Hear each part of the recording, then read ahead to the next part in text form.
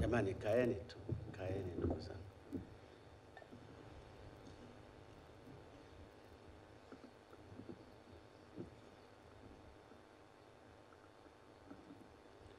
Mheshimiwa Profesa Ibrahim Juma, Jaji Mkuu wa Tanzania, Mheshimiwa Job Ndugai, Spika wa Bunge la Jamhuri ya Muungano wa Tanzania, Mheshimiwa Omar Othman Makungu, Jaji Mkuu wa Zanzibar,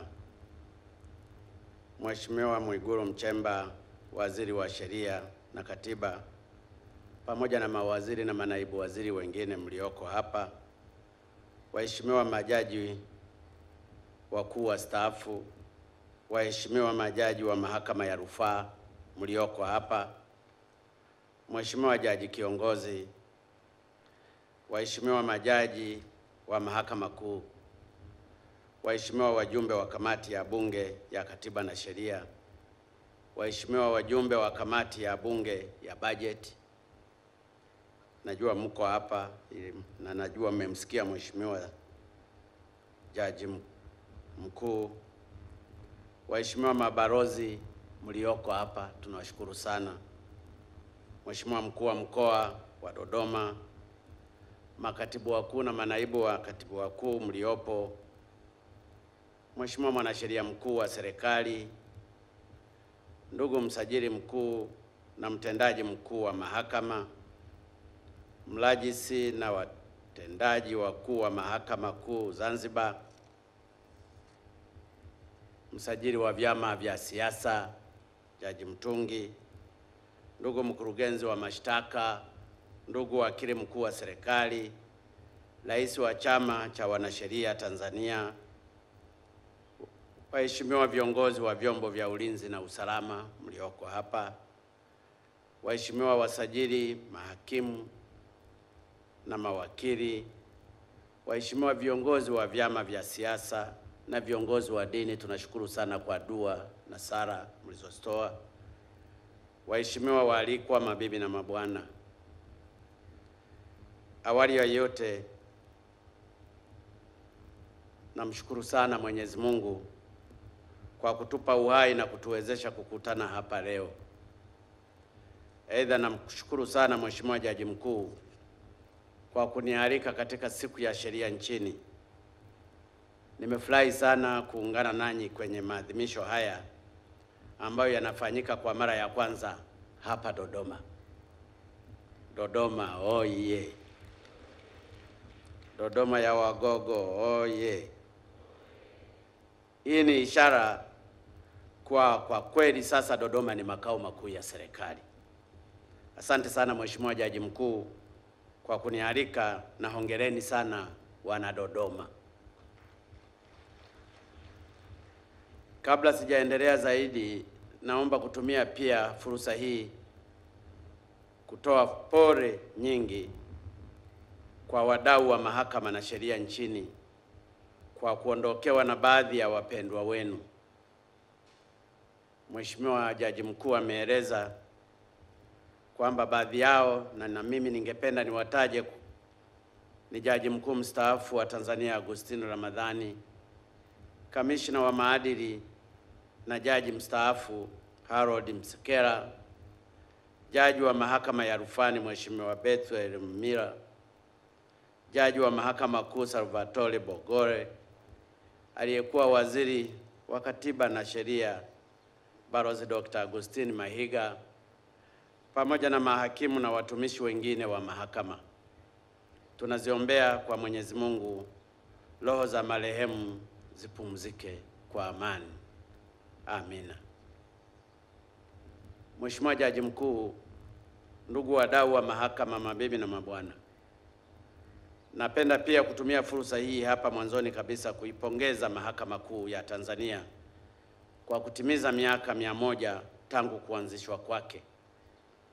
Kama mlivyosikia, Mahakama Kuu ya Tanzania ilianzishwa rasmi tarehe 3 Januari 1921 wakati wa utawala wa Uingereza nchini. Hivyo hongereni sana kwa kutimiza miaka hiyo 100. Kama alivyosema Mheshimiwa Jaji Mkuu, tangu imeanzishwa Mahakama Kuu ya Tanzania imetoa mchango mkubwa kwenye maendeleo na ustawi wa nchi yetu, hususani kusimamia haki, kudumisha amani, pamoja na pia kulinda uhuru wa nchi yetu. Nitumie fursa hii pia kukushukuru na kukupongeza sana Mheshimiwa Jaji Mkuu kwa historia fupi na nzuri ulioitoa kuhusu Mahakama Kuu ya Tanzania hapa leo. Hakuna shaka kupitia historia hiyo Watanzania wengi hususan vijana watakuwa wamefahamu hatua mbalimbali zilizopitiwa na Mahakama Kuu ya Tanzania hadi hapa ilipofikia hivi sasa. Na hii ndiyo moja ya sababu ambayo imekuwa ikinisukuma kuisisitiza Wizara ya Elimu, na bahati nzuri Profesa Ndalichako yuko hapa, kuanzisha somo la historia ya Tanzania kwenye shule zetu na kulifanya liwe la lazima. Historia kama hii iliyotolewa na Mheshimiwa Jaji Mkuu ingekuwa imekwisha anza kueleweka kwa watu wengi. Hii itaifanya Watanzania wengi kufahamu pia historia ya nchi yao, mahali ilipotoka, mahali ilipo na inakoelekea. Kama mjuavyo, wapo baadhi ya watu wanaodai kuwa tangu tumepata uhuru hakuna chochote kilichofanyika.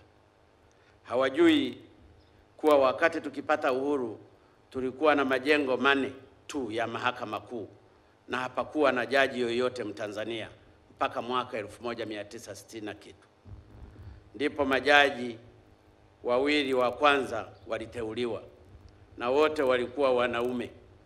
Jaji wa kwanza mwanamke aliteuliwa mwaka 1973 na jaji mkuu wa kwanza Mtanzania aliteuliwa mwaka 1977, Jaji Francis Nyalali. Hiyo ndiyo faida ya historia. Lakini sio hivyo tu. Kuna watu pia hawajui kuwa wakati tunapata uhuru mwaka 1961, baada ya kutawaliwa kwa takriban miaka 76, nchi yetu ilikuwa na mtandao wa barabara wenye urefu wa kilomita 36,600 na barabara za lami zilikuwa takriban kilomita 300 tu. Hivi sasa tuna mtandao wa barabara wa takriban kilomita 122,500 ambapo barabara za lami zinakaribia kufikia kilomita 15,000. Vile vile wakati tunapata uhuru, nchi yetu ilikuwa na vituo vya kutolea huduma za afya 1095. Leo hii tuna vituo zaidi ya 8,000. Wakati tunapata uhuru tulikuwa na shule za msingi 3,100. Hivi sasa zipo zaidi ya 17,500. Shule za sekondari zilikuwa 41. Hivi sasa ziko 4,817. Chuo kikuu kilikuwa kimoja. Leo vipo vyuo vikuu 48. Madaktari wa Tanganyika walikuwa 12 tu. Leo tuna madaktari 9,343. Mwaka 61 wahandisi wazalendo walikuwa 2 tu, lakini kwa sasa wamefikia zaidi ya 25,000. Wastani wa umri wa mtu kuishi ulikuwa miaka 37. Inawezekana wengi hapa tungekuwa tumekwisha kufa. Leo wastani ni miaka 61. Hii ndiyo faida ya historia. Hivyo basi, somo la historia ya Tanzania ni muhimu sana. Na katika hilo nimefurahi kusikia kuwa katika kuadhimisha miaka hii ya 100, mahakama mmepanga kuandaa andiko mahususi litakaloelezea historia ya Mahakama Kuu ya Tanzania. Ni imani yangu kuwa andiko hilo litatumika kuandaa vitabu vya historia ya Tanzania. Mheshimiwa Jaji Mkuu, waheshimiwa viongozi na wadau wa mahakama, ndugu zangu mabibi na mabwana, kama alivyoeleza Mheshimiwa Jaji Mkuu na kama nilivyogusia hivi punde, Mahakama Kuu ilivyoanzishwa mwaka 1921 na mfumo mzima wa mahakama na sheria tuliourithi kutoka kwa wakoloni, hakuna lengo la kuwahudumia wananchi bali kutetea na kulinda maslahi ya utawala wa kikoloni kwa wakati ule. Hivyo basi, baada ya kupata uhuru, uongozi wa nchi yetu ulifanya jitihada mbalimbali za kurekebisha hali hiyo ambayo Mheshimiwa Jaji Mkuu ameeleza hapa. Nitumie fursa hii kuwashukuru na kuwapongeza watangulizi wote kuanzia hayati Baba wa Taifa Mwalimu Julius Kambarage Nyerere, Rais wa awamu ya pili Mzee Ali Hassan Mwinyi, Rais wa awamu ya tatu hayati Mzee Benjamin William Mkapa na Rais wa awamu ya 4 Mzee Jakaya Mrisho Kikwete kwa kazi kubwa walioifanya ya kuifanya mageuzi makubwa katika mahakama na mfumo wa sheria nchini. Kwa kushirikiana na viongozi wa mahakama, sio siri kuwa wamefanya kazi kubwa sana, na nawapongeza na kuwashukuru sana. Waheshimiwa viongozi, sisi nasi tulipoingia tumetekeleza pale tulipoishia watangulizi wetu, kama ambavyo Mheshimiwa Jaji Mkuu mara tu baada ya kuingia madaktari madarakani mwaka 2016, serikali ilisaini mkataba wa mkopo kutoka Benki ya Dunia wenye thamani ya dola za Marekani milioni 65 sawa na shilingi bilioni 135. Aidha, kama alivyothibitisha Mheshimiwa Jaji Mkuu, kila mwaka tumekuwa tukitenga fedha kupitia bajeti na kuhakikisha zinatolewa. Fedha hizo zimesaidia kufanya maboresho makubwa kwenye mahakama. Kama mlivyosikia, kwenye miaka 5 iliyopita zimejengwa mahakama kuu za kanda 3: Kigoma, Mara, Sumbawanga. Tumejenga pia mahakama ya hakimu mkazi 5 za wilaya 15 pamoja na mahakama za mwanzo 18. Na hali kadhalika tumeanzisha mahakama ya kutembea, yani mobile court, ambayo mwaka 2020 imesikiliza mashauri 778. Vile vile tumeimarisha mifumo ya tehama kama alivyoeleza Mheshimiwa Jaji Mkuu, ikiwemo mifumo ya kielektronics wa kusajili mahakama ambayo ulizinduliwa rasmi mwaka 2019. Sambamba na hayo, kwenye miaka 5 iliyopita tumeanzisha mahakama kuu division ya uhujumu uchumi, na hivyo kufanya tuwe na division 4 za mahakama kuu, ikiwa ni pamoja na biashara, ardhi na kazi.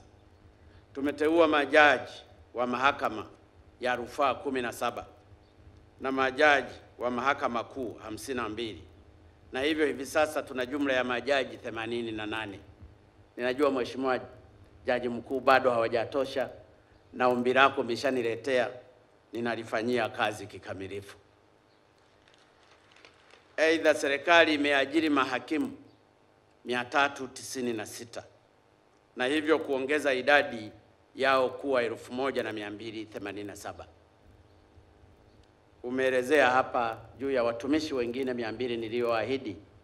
Nafikiri wale wahusika wote washughulikie hili swala ili liweze kukamilika mapema, kwa sababu ahadi ni deni, nisije nikapelekwa mahakamani kwa kusema uongo. Kwa hiyo Wizara ya Utumishi ilisimamia hili kwa haraka sana. Mheshimiwa Jaji Mkuu na ndugu viongozi, hatua nilizozitaja hizi zimesaidia kuisogeza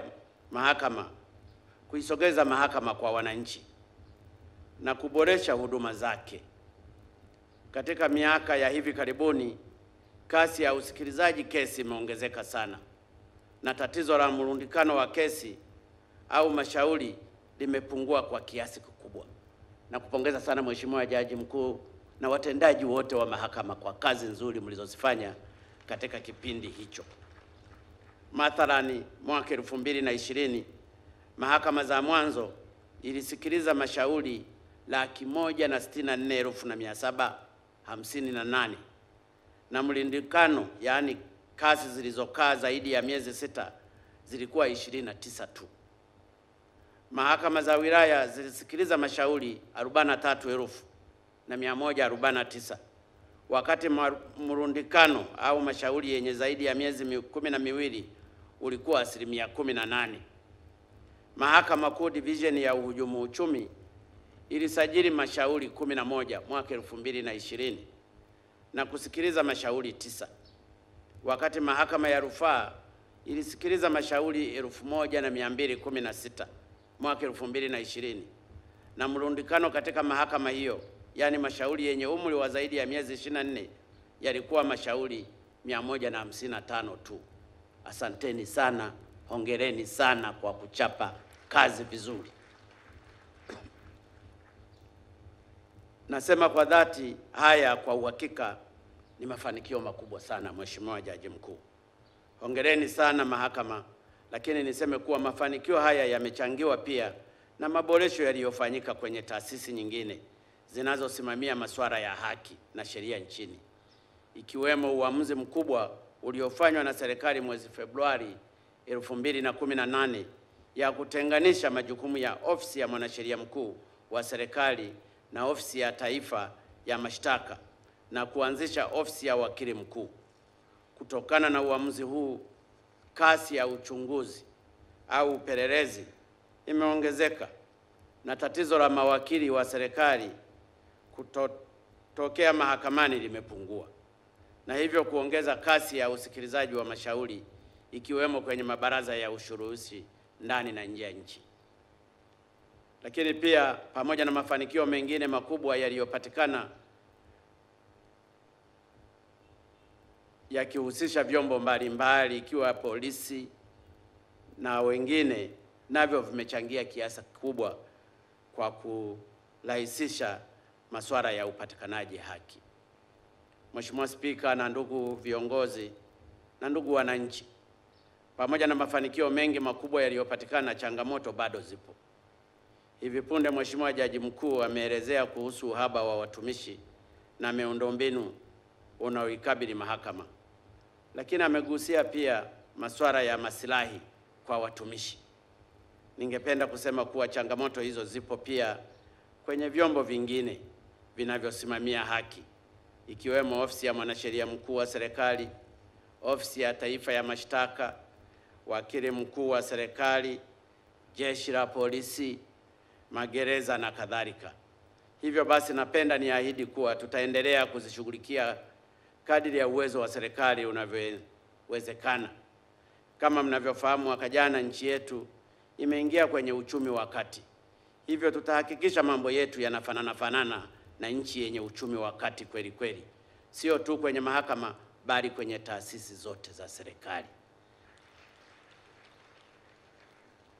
Mheshimiwa Jaji Mkuu, waheshimiwa viongozi na ndugu wadau wa mahakama, mabibi na mabwana, ukiachilia mbali changamoto zilizoelezwa na Mheshimiwa Jaji Mkuu, zipo changamoto nyingine ambazo bado zinaendelea kukabili mfumo wa utoaji haki na sheria nchini, ikiwemo mrundikano wa wafungwa na mahabusu magerezani, ambao kwa mfano hivi sasa magereza yetu yana uwezo wa kuhudumia wafungwa na mahabusu 29,902, lakini waliopo magerezani hivi sasa ni takriban wafungwa 33,000.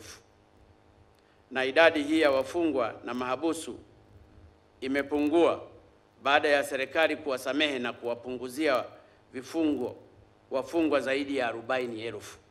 Kwa hiyo leo tungekuwa na 73,000. Na pia baada ya ofisi ya taifa ya mashtaka kuendeleza zoezi la ukaguzi wa magereza na vituo vya polisi na kuwafutia kesi mahabusu wapatao 4,799 katika kipindi cha miaka 5 iliyopita. Kuna wakati magereza yetu yalikuwa na wafungwa zaidi ya 38,000.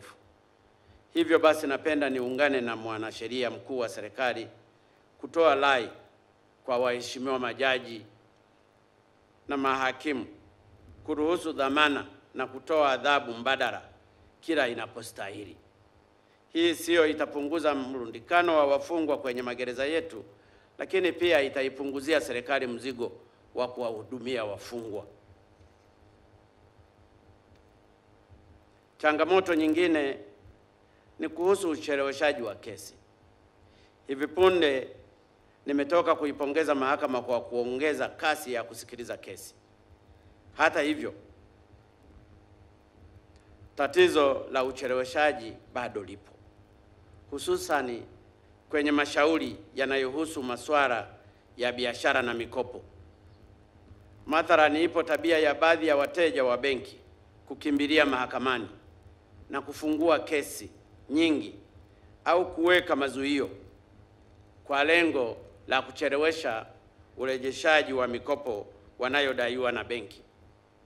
Kesi za namna hiyo zipo nyingi na nyingine zina zaidi ya miaka 5 hazijaamuliwa. Na hapa naomba nitoe mfano wa kesi zilizofunguliwa mahakamani na wateja wakubwa wa benki dogo 3: TPB, Azania Bank Limited na Benki ya Maendeleo ya TIB.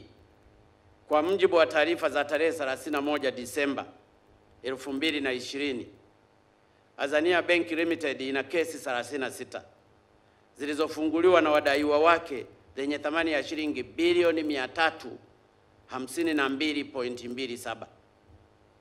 Benki ya Maendeleo TIB ina kesi 44 zenye thamani ya shilingi bilioni 167.267. Na benki ya TPB ina kesi 16 zilizofunguliwa na wadaiwa wake zenye thamani ya shilingi bilioni 6.2. Hivyo kufanya mashauri yote yaliyofunguliwa na wadaiwa wa benki hizo kufikia bilioni 525.74. Na nimepata taarifa pia CRDB ina kesi 282 yenye thamani ya bilioni 400, wakati tuna mabenki 50. Fedha ambazo ziko kule zimepakiwa ni bilioni 738.99 kwa mabenki mane yaliyoko hapa, mbali ya kuwa na mabenki 50 katika nchi hii. Hali hii ya wadaiwa kukimbilia mahakamani na kesi kuchelewa kutolewa maamuzi imekuwa na athari nyingi kiuchumi kwa nchi yetu. Baadhi ya athari hizo ni kupungua kwa uwezo wa benki zetu kutoa mikopo kwa wateja. Athari nyingine ni kuongezeka kwa gharama za riba kutokana na benki kulazimika kuongeza riba kufidia mikopo chefuchefu.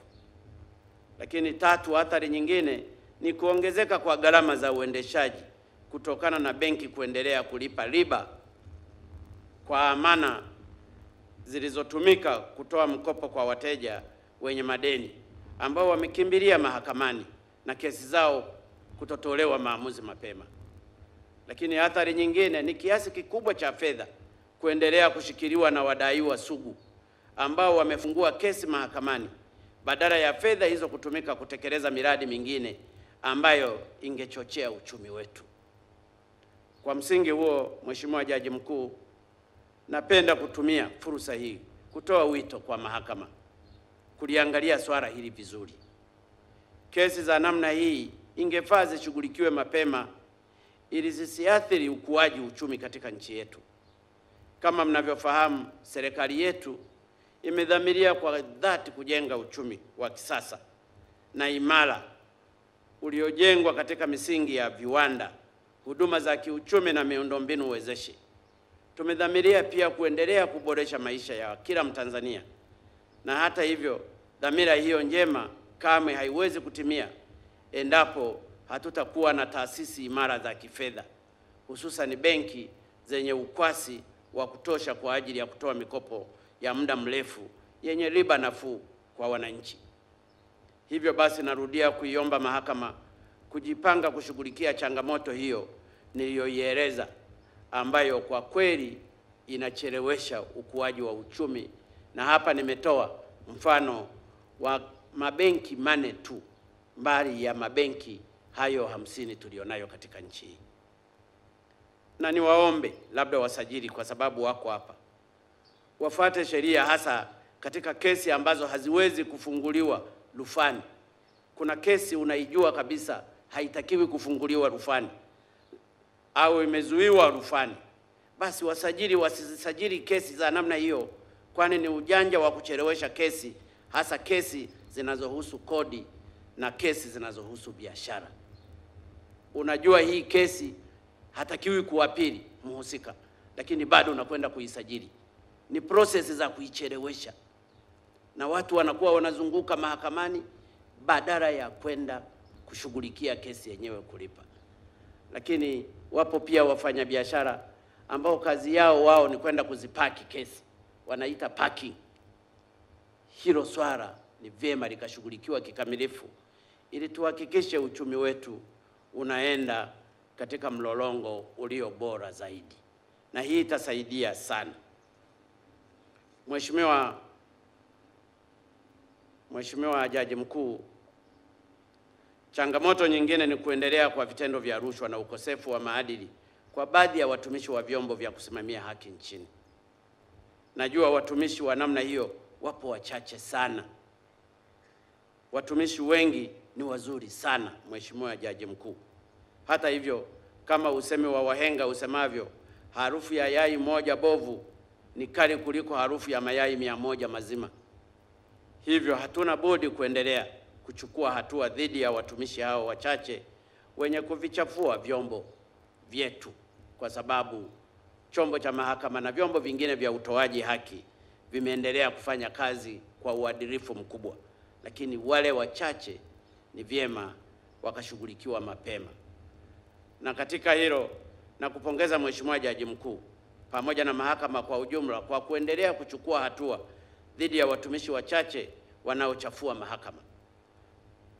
Nafahamu kuwa katika mwaka wa 2020 mmewachukulia hatua za kinidhamu watumishi 19 ambao 9 wamefukuzwa kazi na 9 wameonywa na mmoja ameshushwa cheo.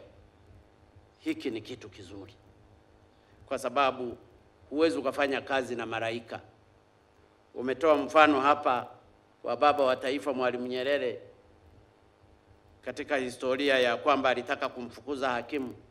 Saa nyingine yanaumiza sana unapoona mambo hayafanyiki, lakini mnapojichukulia ninyi hatua moja kwa moja inatusaidia. Hata hivyo, nimesikia sana taarifa kwamba kamati za maadili za maofisa wa mahakama za mikoa na wilaya ambazo kisheria zinaongozwa na wakuu wa mikoa na wilaya zimekuwa hazikutani. Wamepewa hayo madaraka wakuu wa mikoa na wakuu wa wilaya kwa ajili ya kushughulikia masuala ya maadili, hawakutani, na hivyo kushindwa kuchukua hatua za kinidhamu kwa watumishi wenye makosa. Napenda kutumia fursa hii kuagiza wakuu wa mikoa na wakuu wa wilaya wote kuhakikisha kamati hizo za maadili zinakutana. Na kwa mwezi huu wa pili nitataka nipate ripoti ya wakuu wa mikoa wote na wakuu wa wilaya wamekutana mara ngapi kusimamia hizi kamati za maadili za watendaji wa mahakama na maeneo mengine. Kwa sababu saa nyingine unaweza ukalaumu huku, kumbe watu waliopewa madaraka ya kusimamia wamekaa kimya na hawataki kukutana. Sasa nawaagiza wakuu wa mikoa na wakuu wa wilaya, huu mwezi Februari tumeanza leo tarehe 1, muhakikishe mmekutana, na nataka nipate ripoti ya kila mkuu wa mkoa, kila mkuu wa wilaya amekutana na kamati hizi za maadili na ameshughulikia vipi haya masuala ambayo mimi na uhakika wakuu wa mikoa na wakuu wa wilaya wakilisimamia hili litapunguza kelele na shida za wananchi wanazozipata kwa baadhi ya watumishi ambao si waaminifu. Mheshimiwa Jaji Mkuu na ndugu wadau wa mahakama, mabibi na mabwana, kwenye kampeni za uchaguzi mkuu uliopita, Chama cha Mapinduzi kupitia ilani yake ya uchaguzi ya mwaka 2020-2025 ukurasa wa 168 hadi 169 iliahidi kuwa endapo kingepewa dhamana ya kuendelea kuiongoza taifa letu, kingeendeleza jitihada za kuimarisha utawala wa sheria na mfumo wa haki nchini, ikiwemo kusogeza huduma bora za sheria na mahakama kwa wananchi, kushughulikia matatizo ya mrundikano wa kesi na wafungwa magerezani, kuboresha miundombinu ili kuweka mazingira wezeshi kwa kufanya kazi, na pia kuimarisha vyombo vya sheria kwa kuongeza wigo wa huduma za utoaji haki nchini. Hivyo basi, nawaomba wadau wote wa sheria na mahakama nchini kushirikiana katika kutimiza dhamira hiyo ya kuimarisha mfumo wa haki. Na nataka nikuhakikishie Mheshimiwa Jaji Mkuu na mahakama, tutajitahidi sana kuangalia swala la bajeti yetu katika kuhakikisha haya yanatimia mapema, kwa sababu haya tuliyaweka kwenye ilani ya uchaguzi, na najua na ninyi mlikichagua sana Chama cha Mapinduzi, na ndio maana tumechaguliwa. Asanteni sana, nilichelewa kuwashukuru kwa kura mlizonipa. Lakini pia ukiachilia hayo ya ilani, imezungumzia swala la kuimarisha matumizi ya lugha ya Kiswahili katika kutoa huduma za kimahakama na kwenye uandishi wa kisheria. Najua swala hili bado lina mjadala, lakini ni wazi kuwa sasa wakati umefika wa kuanza kuweka mikakati itakayowezesha lugha ya Kiswahili kutumika kwenye masuala ya kimahakama na kisheria katika ngazi zote. Mwaka huu nchi yetu imefikisha miaka 60 ya uhuru, na Kiswahili ni miongoni mwa lugha kubwa duniani ambayo inatumiwa na Watanzania, lakini inatumika pia na watu ambao si Watanzania. Lugha ya Kiswahili inatumika OAU, African Union, inatumika SADC, inatumika kwenye East Africa Community na kadhalika. Sioni sababu kwa nini mahakama hamtaki kutumia Kiswahili. Kushindwa kutumia lugha hii kwenye masuala ya kimahakama na kisheria sio tu tunawanyima haki wananchi, bali pia kuwaongezea gharama kupitia ukalimani wa kutafasiri hukumu na mienendo ya kesi. Unakuta hakimu au jaji unafahamu Kiswahili. Wewe hapa jaji mkuu umezungumza tena Kiswahili sanifu kweli kizuri kuliko changu cha Kisukuma, lakini ukienda kuhukumu kule unaandika Kiingereza. Hicho Kiswahili unachokitumia hapa kimepotelea wapi? Hii ni challenge kubwa. Ni lazima tubadilike. Ni lazima tukipende kilicho chetu. Ukimwandikia hukumu kule kijijini Katahoka, Biharamulo, hukumu imeandikwa kwa Kiingereza, yule mwananchi wa kawaida bibi kizee kule aende akatafute mahali kwa kutafasiriwa kile Kiingereza amesemaje hapa hakimu. Tunatengeneza kero kwa wananchi. Tunashindwa kutumia uzalendo wetu sisi. Kuandika hukumu kwa Kiswahili sio dhambi. Hii pia inatia dosari kwenye uhuru tulionao. Nitumie fursa hii kumpongeza sana Mheshimiwa Jaji Gareba wa Mahakama Kuu ya Kanda ya Musoma kwa kutumia Kiswahili katika kutoa hukumu kwenye kesi ya North Mara Gold Mine dhidi ya Gerard Nzumbi katika kesi ya mapitio namba 23 ya mwaka 2020. Huyu amejitokeza hadharani. Ninajua alisemwa sana.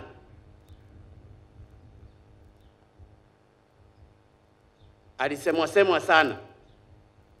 Ninakushukuru Mheshimiwa Jaji Mkuu, hamkumpa adhabu. Huyu amekuwa mzalendo wa kwanza kuandika kwa lugha ya Kiswahili. Tunamwenzi baba wa taifa kwa kuanzisha mahakama, kwa kuanzisha chuo kikuu. Lakini baba wa taifa ndiye alianzisha Kiswahili, kuifanya kabila 121 tuzungumze lugha moja ya Kiswahili.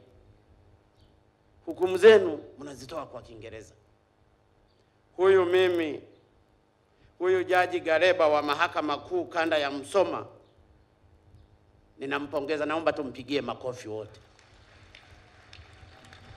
Huyu ni shujaa wa Kiswahili katika mahakama. Unajua na ninyi mahakamani mko very rigid. Ili mimi nataka niseme vizuri. Huyu ameamua, na kwa sababu ameamua kuenzi lugha ya Kiswahili, mimi leo ninampandisha cheo kuwa jaji wa mahakama ya rufaa.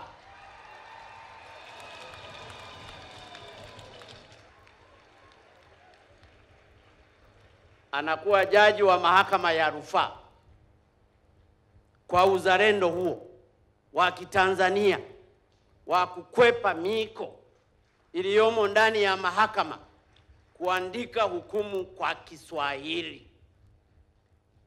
Ninajua umeniomba majaji mengine, hilo nitaangalia, lakini nimeona nianze kwanza na huyu hapa.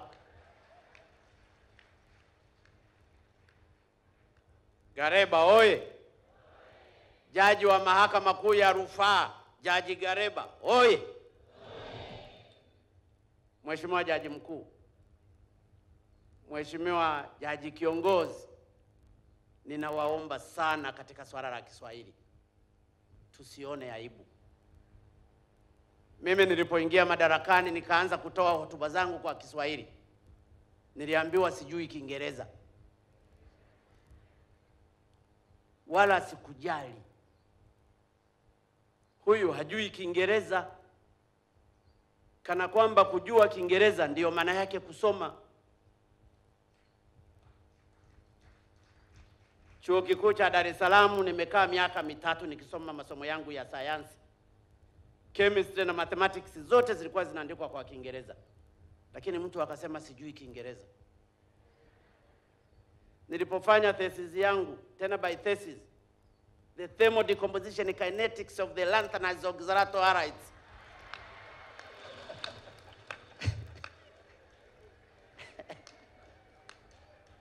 Na nikakaa mwaka mzima Uingereza. Sijui nilikuwa nazungumza Kisukuma kule. Wakasema sijui Kiingereza. Nikafanya PhD ya isomers, isoanacetic acid. Bado wanasema sijui Kiingereza. Lakini niliamua kuzungumza Kiswahili kwa sababu lengo langu ni kupromote Kiswahili, kwa sababu ndiyo lugha iliyoachwa na baba wa taifa. Kwa hiyo inawezekana huyo Jaji Gareba naye akaambiwa hajui Kiingereza, ndio maana aliandika Kiswahili. Lakini mimi ninamuona katika taasisi ya mahakama, Jaji Gareba ni shujaa wa Kiswahili.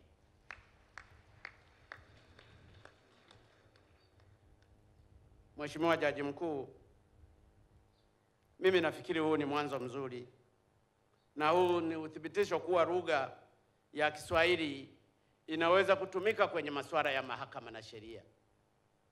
Wananchi watajua ukweli hata katika hukumu zao, na inawezekana hata kukata rufaa kutapungua, kwa sababu inatokana na huyu anayekutafasiri hiyo lugha, hiyo hukumu.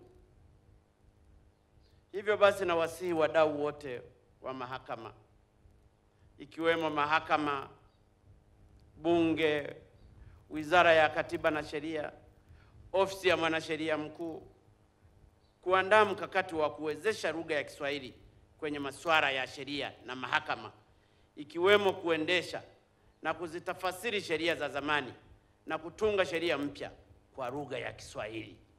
Tutakuwa tunamwenzi kikamilifu baba wa taifa, muasisi wa taifa hili, lakini tutakuwa tunaienzi kikamilifu lugha yetu ya taifa la Tanzania. Mheshimiwa Jaji Mkuu, waheshimiwa viongozi wengi mlioko, ndugu wadau wa mahakama, mabibi na mabwana,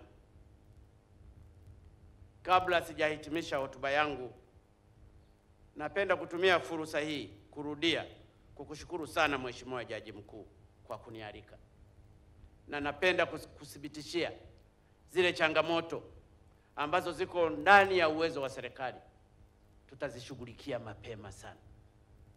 Ninafahamu mna matatizo hata ya magari, mna matatizo hata baadhi ya kwenye ofisi zenu, lakini mna tatizo pia baadhi ya wafanyakazi kama ulivyozungumza. Nasema kwa uwazi na kwa upole na kwa heshima kubwa na kwa kuzingatia kazi kubwa ambazo mmekuwa mkizifanya na reforms, tutawabeba kwa nguvu zote. Najua Mheshimiwa Waziri wa Sheria yuko hapa. Mapendekezo watayaleta, na nafikiri Mheshimiwa Spika, ambaye bahati nzuri ni mtetezi sana wa mahakama, ataiangalia bajeti ya mahakama kwa jicho la upole na huruma kubwa. Nimefurahi pia kwa dhati kabisa kumwona Mheshimiwa Job Ndugai hapa, Spika wa Bunge la Jamhuri ya Muungano wa Tanzania, na huu ni uthibitisho tosha kuwa mihimili yetu mitatu ya dola ina mahusiano mazuri na inafanya kazi kwa ushirikiano mkubwa. sisi sote ni kitu kimoja na lengo letu ni moja. Napenda kwa mara nyingine tena niwashukuru wote mliohudhuria hapa, waheshimiwa majaji. Nimeisikia pia hotuba ya Rais wa Tanganyika Law Society. Nimekuwa pia nikisikiliza maoni ya Watanzania kila tunapotembea katika vijiji na kusikiliza shida zao. Kwa hiyo ninawashukuru sana wana Dodoma kwa kuienzi siku hii muhimu. Ninawashukuru sana waheshimiwa majaji na watumishi wa mahakama wote. Ninawashukuru pia watendaji wa vyombo vingine mbalimbali vinavyoshirikiana na mahakama. Nimemwona IGP hapa, nimewaona magereza, nimewaona PCCB na kadhalika. Ninawashukuru viongozi mbalimbali wa chama na serikali mliopo hapa. Nimefurahi kumuona katibu mkuu wa chama changu. Sijawaona wa makatibu wakuu wa vyama vingine. Hii inaonyesha kwamba Chama cha Mapinduzi ni supporter mzuri wa mahakama na ni mtekelezaji mzuri wa haya ambayo yanafanyika, na hasa mageuzi ambayo umeyasimamia vizuri, Mheshimiwa Jaji Mkuu. Napenda nihitimishe hotuba yangu kwa kutoa wito kwa wadau wote wa mahakama na sheria kufanya kazi kwa uadilifu na ufanisi. Aidha, nawasihi kushirikiana katika kutoa haki kwa wananchi. Haki ni msingi mkuu wa amani na maendeleo katika taifa letu. Mungu bariki mahakama. Mungu bariki vyombo vyote vya utoaji haki. Mungu wabariki wana Dodoma na Mungu ibariki Tanzania. Asanteni sana kwa kunisikiliza. Kwa elimu hizi na mengine mengi, usisahau kutembelea katika kurasa zetu za Facebook, Twitter, Instagram pamoja na YouTube.